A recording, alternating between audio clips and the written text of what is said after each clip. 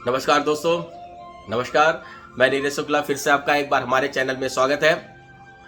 और मैं ऐसा आशा और विश्वास करता हूँ, क्योंकि ये जो मेरा दूसरा वीडियो रहता है इस कथा रामचरितमानस कथा के बाद, इसमें मैं आपको वास्तु संबंधी जानकारी देता हूँ। जो वास्तु संबंधी जानकारी एक ऐसा फील्ड है जो कि हमें लगता है कि सबको आता है, हम लोग को पता है कि वास्तुशास्त्र क्या होता है, लेकिन पता तो सबको है। लेकिन आप अपने जब जीवन में ये छोटी छोटी चीजें अपने जीवन में अपनाएंगे, तभी हमारा जीवन ये सुखमय बनेगा और आगे बढ़ेगा।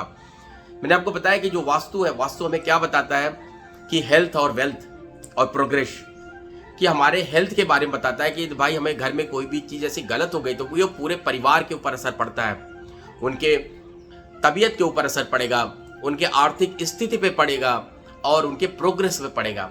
तो तीन चीजें ऐसी छोटी सी चीजें आपको घर में करनी है, कुछ भी नहीं करना है। केवल एक लोकेशन है, कहीं आपने गलत जगह पे घड़ी लगा रखी है, उसको सही करना है। कहीं आपने कैलेंडर ठीक से नहीं रखा है, उसको ठीक कर रखना है।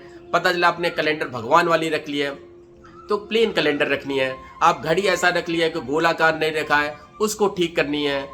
और आपको पर्स अपना ठीक करते रहना है, और झाड़ू आपको अपनी सही दिशा में रखनी है, सही ढंग से रखनी है।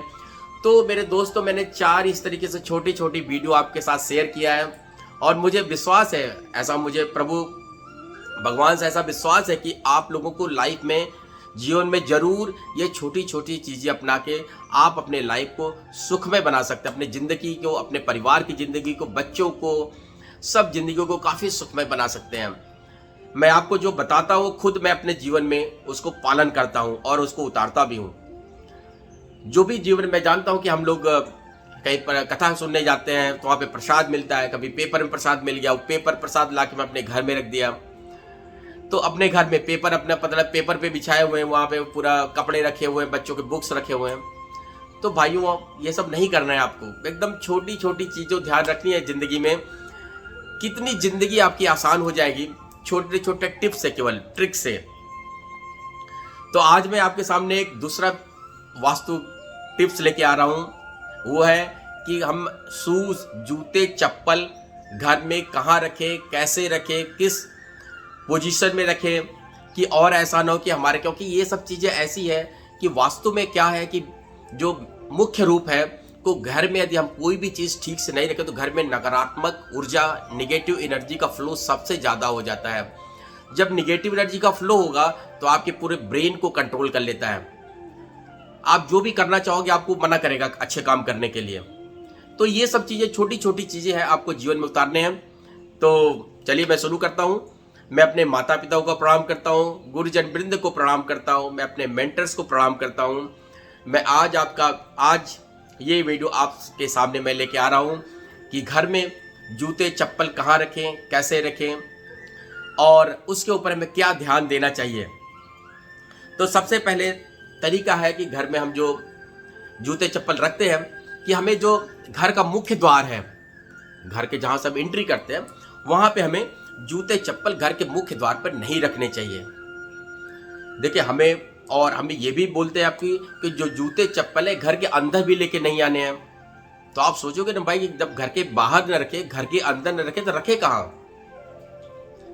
इसका मतलब है घर के रखने, जब मुख्य द्वार है, मुख्य द्वार के आप दक्षिण या पश्चिम दिशा में यदि आपको जगह है, यदि आपको वहां पे शूज रैक बना सकते हैं, शूज रैक बना के शूज को व्यवस्थित रख सकते हैं।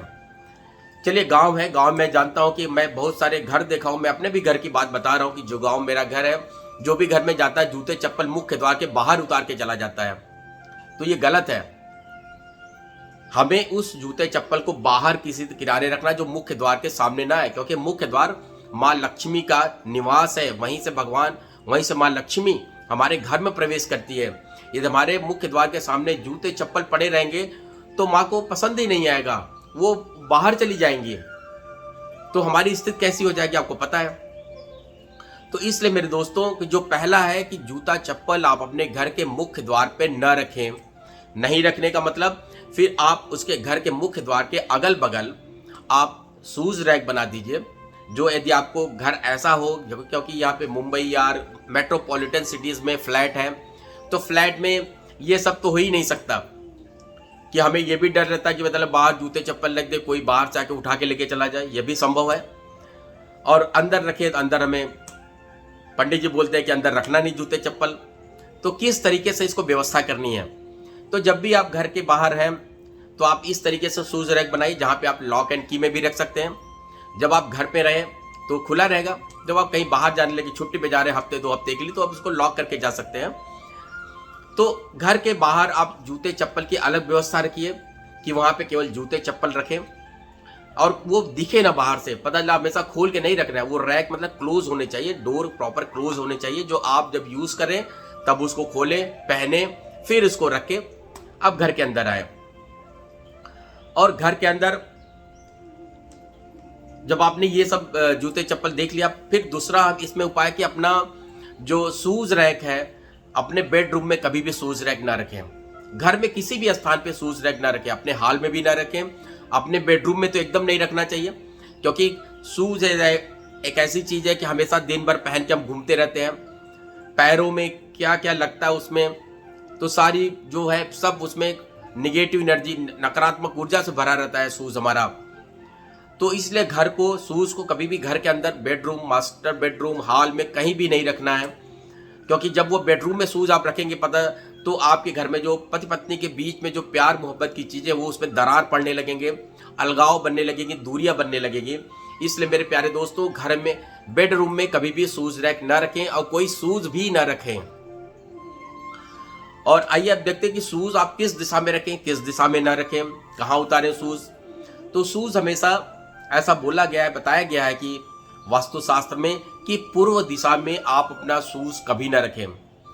पूर्व और उत्तर दिशा में भी बताया गया है, लेकिन हम आपको पूर्व दिशा के लिए बता रहे हैं, क्योंकि हमारे यहाँ हमारे जो भाई बहन माताएं मुंबई, कलकत्ता, दिल्ली ऐसे मेट्रोपॉलिटन सिटीज में आजकल तो फ्लैट कॉन्सेप्ट हर जगह चला गया है, जहाँ फ्लैट में रहते हैं, तो उनके लिए ये सब चीजें पालन करना बहुत कठिन हो जाएगा। तो जहाँ पे भी घर है, जो आपका घर का दिशा है, पूरब है, पश्चिम पड़ता है, तो आप अपने घर के बगल उतारें और कोशिश करें कि पूर्व दिशा में शूज न निकालें तो अच्छा रहेगा। यदि ऐसी परिस्थितियां बनती है कि नहीं वहीं रखना है, तो आप उसको शूज रैक बना के रखिए, उसको ढक के रखिए।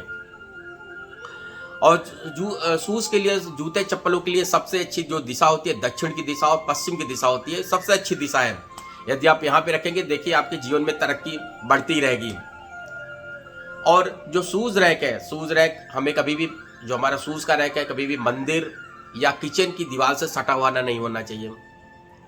तो इन सब से, कभी आप बाहर भी रखते हैं, कभी ऐसी कंडीशन बनती है कि सटा रहे, तो उसको थोड़ा सा सोचना चाहिए कि कहाँ पे रखें। सटा नहीं होना चाहिए। हमारा कहने का मतलब है कि जो आपका शूज रैक, यदि आप गलती से घर के बाहर जा रहे हैं और आपको शूज रैक अंदर ही रखना है, तो ध्यान रखिए मंदिर की दीवार और किचन की दीवार से वो सटा नहीं होना चाहिए। और जूते चप्पल जो हम उतारते हैं, जब मैं घर में आते हैं, हम देखते हैं कि बच्चे हमारे रहते हैं, छोटे मोटे बच्चे, तो शूज को कहीं ऐसे निकाल के फेंक देते हैं, उधर निकाल के फेंक दिया, इधर निकाल के फेंक दिया, व्यवस्थित नहीं रखते बच्चे। तो माता पिता को ध्यान रखना है और उनको, बच्चों को बताना है कि जो शूज है उनको व्यवस्थित रखें।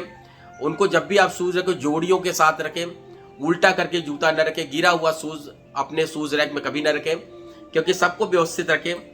और जब ये व्यवस्था आप रखेंगे तो देखेंगे आपके घर में जो भी कभी फाइनेंशियल या कभी वित्तीय व्यवस्था में कोई गड़बड़ है, कोई ऐसा दिक्कत आ रही है, तो आप इन सब छोटी सी बातों को ध्यान देंगे तो आपको जीवन में हमेशा खुशहाली बनी रहेगी और कोई भी दिक्कत नहीं आएगी मेरे दोस्तों। क्योंकि ये जो चीज़ें मैं आपको बता रहा हूँ शूज़ का, खुद मैं आज से नहीं, कई सालों से, जब से मैं मुंबई में हूँ तब से पालन कर रहा हूँ। और खासकर मेरी धर्मपत्नी डॉक्टर मंजू शुक्ला, वो तो काफ़ी ज़्यादा इन सब चीज़ों में ध्यान रखती हैं, काफ़ी ज़्यादा सफाई में रखती हैं। यदि हम घर से बाहर, हम लोग बाहर घूम के आते हैं, घर में प्रवेश करते हैं, तो भी जाके हम लोग पैर धुलते ही हैं, क्योंकि वो बताती हैं कि जब आप घर से, मतलब बाहर से घर की तरफ आ रहे हो, तो आपके पैर कहाँ कहाँ पड़ते हैं, क्या क्या निगेटिव एनर्जी लेके पैर में रहते हैं। यदि हम जाएंगे, धुलेंगे, पैर धुलने से तो आपकी थकान भी मिटती है और जो भी उसके अंदर निगेटिव एनर्जी है सब पानी के साथ नाली में बह जाएगा और फिर घर में आपके स्वच्छ वातावरण बना रहेगा, पूरा पॉजिटिव एनर्जी बनी रहेगी। तो मेरे दोस्तों, मैं इसी के साथ ये आज आपका वास्तु जो ज्ञान है यहीं पे मैं समाप्त करता हूँ। फिर अगला वीडियो में आपके साथ एक और, ऐसा कई मैं हमेशा लेते आता रहूँगा। मैं आपको छोटे छोटे चीज़ों पे बताऊँगा अगला मैं आपको साथ बहुत ही महत्वपूर्ण वीडियो लेके आऊँगा। ज़रूर ध्यान रखिएगा, क्योंकि ये ऐसी चीज़ है जहाँ पे आदमी हमेशा जाता है। ये बाथरूम रहेगा कि आपको बाथरूम अपना कैसा मेंटेन करना है वास्तु के अनुसार। तो ठीक है मेरे दोस्तों, आज के लिए बस यही। मैं आप सबको प्रणाम करता हूँ और मैं ऐसा भगवान श्री राम, माँ जानकी, भाई लक्ष्मण से प्रार्थना करता हूँ कि आशीर्वाद आप सबके ऊपर बने रहे, सबके ऊपर हमेशा बना रहे। जय जय सिया राम।